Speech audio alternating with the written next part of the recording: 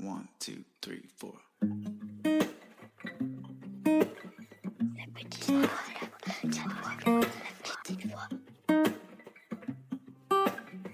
Bonjour et bienvenue dans cet épisode bis, histoire de prolonger la discussion avec mon dernier invité.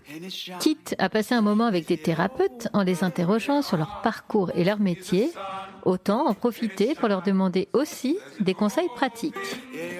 Dans cet échange, publié une semaine après le premier entretien, je retrouve donc mon invité pour évoquer une problématique concrète de bien-être ou de développement personnel. Allez, on retrouve aujourd'hui Fabienne Laredo, guérisseuse, qui nous parle de l'un de ses sujets de prédilection, la lithothérapie. Fabienne nous donne des clés pour comprendre l'énergie des pierres, ou plutôt, comme elle le dit joliment, pour dialoguer avec la conscience minérale.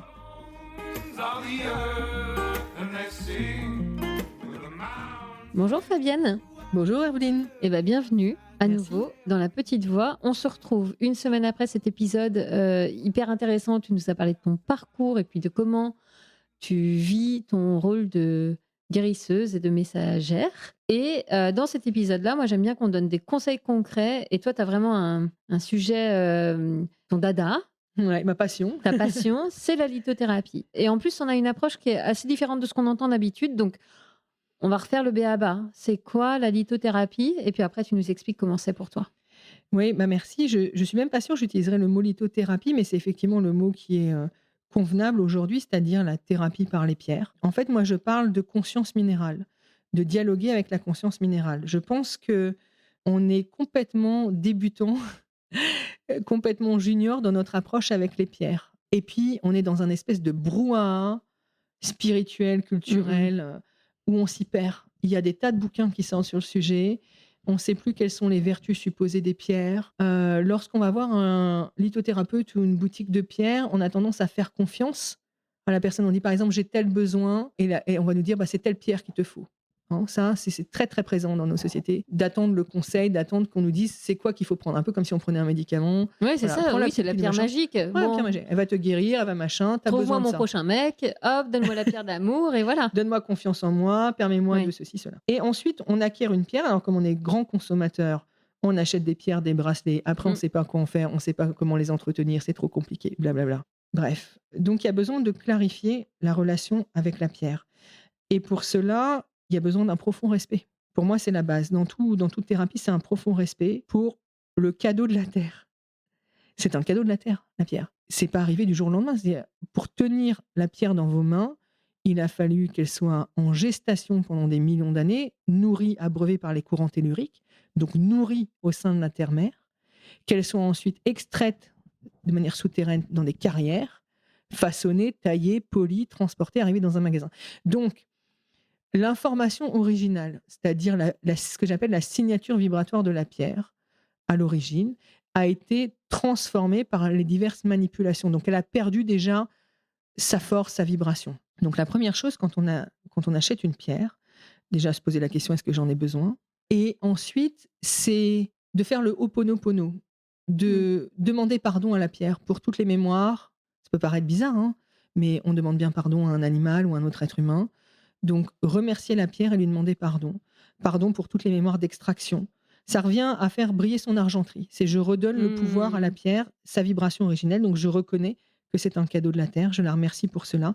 Je lui demande pardon pour la douleur lorsqu'elle est sortie du ventre de la terre-mère. Je lui demande pardon pour l'extraction, la taille, et voilà, et pour effacer l'ardoise, en fait, de toutes ces mémoires. Et merci, chère Pierre, de rejoindre mon foyer et de m'accompagner. Donc, premier principe, c'est ça. Le nettoyage énergétique. Alors, on peut se dire, oui, moi j'ai fait la sauge, je l'ai posé sur une fleur de vie. Non. Le dialogue avec la conscience, c'est ce que j'appelle le processus d'accueil. J'accueille la pierre, je remercie le cadeau de la terre, j'enlève les mémoires et je l'accueille un peu comme un être vivant. Mais en fait, c'est un être vivant. Tu sais, quand tu commences à ouvrir les portes de l'inconscient, tu te rends compte que tout parle, tout est vivant. L'arbre, la pierre, le papillon, l'animal, tout est vivant, tout communique, on fait partie d'un grand tout. Et la pierre, pour moi, c'est la sagesse de la terre-mère. C'est vraiment une densité qui te ramène à la présence, qui te ramène à la sagesse, qui te ramène aux enseignements des origines, quoi. Et ensuite, donc, il y a une multitude de fréquences, donc de pierres. On ne connaît pas toutes. On découvre encore des nouvelles pierres. Hein. Là, j'ai vu sur un live il n'y a pas si longtemps le jaspe unicorne. Je me suis dit, ouais, bah, qu'est-ce qu'on ne va pas inventer? Donc, on découvre des nouvelles pierres encore. Et donc, on doit un profond respect à la terre au lieu de vouloir se servir tout le temps comme ça. Et une fois qu'on a la pierre, qu'on l'a purifiée par ce protocole d'accueil, poser ses intentions. Poser ses intentions, c'est tout d'un coup demander le soutien de la pierre. Et alors, vous allez me dire comment on fait pour poser une intention? Évidemment, il y a, comme je dis, une signature vibratoire originelle de la pierre. Par exemple, là, pendant que je te parle, je tiens une septaria dans la main. Ouais. Septaria du Maroc, parce qu'il existe des septarias de Madagascar. Alors ça aussi, je ne vais pas rentrer dans cette complexité, mais suivant la provenance, c'est pas la même fréquence. Et c'est logique parce que c'est pas les mêmes courants telluriques. Mais oui. Voilà. C'est pas la même information qui est donnée. Donc là, j'ai une septaria du Maroc. Donc la septaria du Maroc, elle travaille plus précisément sur nos liens à nos racines, à nos ancêtres, à nos fondations. Donc, évidemment, je ne peux pas poser une intention qui n'a rien à voir avec comment elle est censée m'accompagner. Je peux lui demander à cette pierre de m'aider à voir clair dans mes ancêtres, à dénouer les liens familiaux. S'il y a un nœud familial dont j'ai connaissance, de m'aider à dénouer ce problème. Je peux lui demander de m'aider à trouver ma place, parce que la question de la place, c'est pas seulement le plexus solaire, c'est aussi trouver mes racines, trouver mes fondations. Donc je peux lui dire ça, je lui dis, je t'ai choisi, je te fais intervenir dans ma vie parce que tu me plais, voilà. Et j'ai besoin d'être accompagnée sur ce sujet-là en particulier. Et c'est là où, si je reprends ton exemple tout à l'heure de quand tu arrives dans la boutique et tu demandes la pierre pour avoir confiance en soi, c'est là où on va pouvoir poser l'intention, parce qu'a priori, c'est la pierre qui a la bonne vibration pour le sujet, mais on va en plus y apporter notre propre intention. Que ce soit dit à haute voix ou ça peut être, j'imagine, fait uniquement dans notre tête. La connexion à la pierre se fait. Oui, tu fais bien de le préciser. C'est-à-dire que, alors quand on est dans une boutique, évidemment, on n'a pas envie de passer pour une folle. Dans ce genre de boutique, ça passe. Et de le dire à haute voix. Mais c'est ça la base, effectivement. Alors c'est bien, moi je trouve, de le formuler à haute voix, ou au moins quand on est rentré chez soi. Quand on est dans une boutique, il y a effectivement une intervention d'un vendeur. Enfin, s'il fait bien son boulot, il va venir vers vous, de quoi vous avez besoin, il va faire un conseil. Ne faites pas confiance aveuglément au conseil. C'est-à-dire, sentez la pierre. Moi, je vois des choses chez les gens. Je vois la structure énergétique des gens et je vois la pierre qui est appropriée. Mais je leur dis toujours, prends la pierre ressens-la.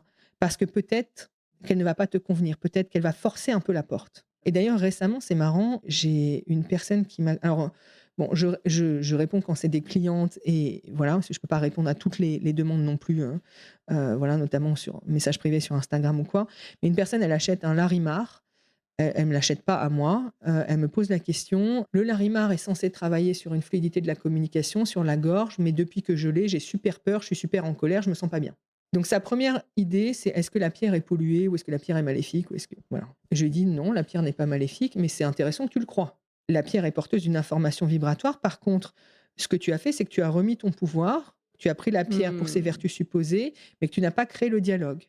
Donc, simplement, reprends ta pierre, accueille-la et dis-lui, en fait, j'ai besoin de toi pour me soutenir dans ma communication. Est-ce que tu acceptes de faire cela pour moi et avec moi? Sinon, la pierre va rentrer en confrontation avec tes énergies. Elle peut passer en force avec sa vibration et là, ça va être inconfortable. Faut pas se leurrer, il y a des pierres qui sont hyper inconfortables, hyper challengeantes. Tu les prends, elles sont censées te faire du bien et tu as un mal de crâne, tu as la gorge qui serre. Bah ouais, c'est de l'information subtile. Donc, voilà. Il y a des pierres, c'est vrai, pour lesquelles on n'est pas forcément prêt à les accueillir, mais en règle générale, tu peux accueillir n'importe quelle pierre à partir du moment où tu sais dialoguer avec elle, où tu poses des intentions, et puis surtout, tu n'es pas obligé de souffrir. Tu dis, ben voilà, moi j'ai besoin de douceur en fait dans ma vie. Donc est-ce que tu veux bien être douce avec moi? Est-ce que tu veux bien m'accompagner? J'ai compris qu'il y avait telle porte à ouvrir, mais je veux y aller tranquille, quoi. Et à partir de là, ça devient des accompagnantes magnifiques. Tu sais, je t'ai parlé dans l'épisode précédent que j'accompagnais un groupe. Là, c'est mon premier groupe sur la conscience minérale, où je leur apprends à voir au-delà de la pierre. C'est-à-dire que tu as ta pierre, et en fait, c'est comme si nous, on restait un peu en surface. On voit la pierre, on dit, ah, elle est jolie, elle m'attire pas, point barre. Et en activant l'intention, c'est comme si tu déverrouillais, comme si tu tapais un code secret pour entrer à l'intérieur de la pierre. Voilà. Et la plupart de nous, on reste en surface, on se contente, et on se contente de faire confiance au sachant, donc au livre, au lithothérapeute, celui qui sait, celui qui a étudié. Voilà. Mais moi, est-ce que je suis capable, vu que j'y connais rien? Ah non. Reprendre son pouvoir, ça consiste à ça. Choisir la pierre parce qu'elle m'attire, parce que je suis capable de dialoguer avec elle, parce qu'elle va me faire du bien. Elle va me faire du bien, soit parce que j'en ai besoin, soit parce qu'elle ouvre un nouvel espace dont je n'ai pas conscience. Voilà. Et plus je lui fais confiance, plus c'est doux, plus c'est beau. Donc, est-ce que tu résumerais ça en disant il faut considérer la pierre, quelle qu'elle soit, celle qu'on a choisie, celle qu'on a sentie, il faut la considérer avec un grand respect comme un être vivant et que déjà, si on arrive à ça, comme on le fait avec un animal, en fait, si déjà on est là, on se met au bon niveau de communication. Oui. Ensuite, on pose l'intention. Oui. Et ben, c'est là où on va peut-être obtenir d'elle le meilleur. Exactement. En fait, tu sais, il n'y a pas de supériorité entre les règnes. Il y a le règne minéral, le règne végétal, le règne animal, le règne humain. Et on a l'impression qu'on est supérieur à tout, que les autres, ce sont des consciences inférieures. C'est ça qui nous leurre. Il n'y a pas de conscience inférieure, il y a d'autres fréquences, d'autres enseignants. Moi, souvent, quand je vois une pierre, je vois un être associé. En fait, c'est ce que j'appelle ma représentation de la conscience minérale. Donc, il y a une conscience à l'œuvre qui fait partie du grand tout, qui fait partie de la fréquence amour. Voilà. Et à partir du moment où je reconnais ça, que c'est pas un objet mort, inerte, mais que c'est une conscience qui est à l'œuvre, et ben c'est là que j'ouvre la porte. J'ouvre la porte à l'invisible et à la magie aussi. Oui, potentiellement. Les personnes là que j'accompagne, qui découvrent, on fait des exercices simples, hein, où je les guide. Alors, je les guide par la voix. Ils ont la pierre entre les mains, puis je leur parle pour qu'ils dialoguent avec la pierre. Ils disent, mais je connais cette pierre depuis des années, mais jamais je l'avais vue comme ça, jamais elle m'avait donné ce soin-là. Jamais. Et ça veut dire que c'est accessible, que c'est possible et que tu n'as pas besoin de mode d'emploi. Juste, c'est comme un enfant, en fait. Comme un enfant qui va découvrir son caillou et qui va lui donner des pouvoirs magiques et qui va lui parler. C'est ça, c'est retrouver la magie au quotidien.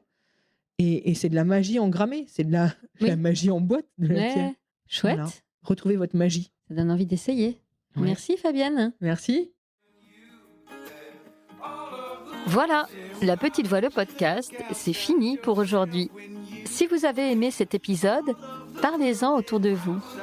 Vous pouvez aussi me le dire avec des bonnes notes et des commentaires sur votre plateforme de podcast favorite. Ça aide vraiment à le faire découvrir à d'autres auditeurs. Si vous voulez prolonger les échanges, je vous donne rendez-vous sur Instagram, Facebook, YouTube ou TikTok. Oui, tout ça en cherchant La Petite Voix, le podcast. Encore mieux, abonnez-vous à ma newsletter sur mon site lapetitevoix.co. Un mardi sur 2, je vous raconte tout ce que je n'ose pas raconter ailleurs. Alors prenez soin de vous et je vous dis à bientôt.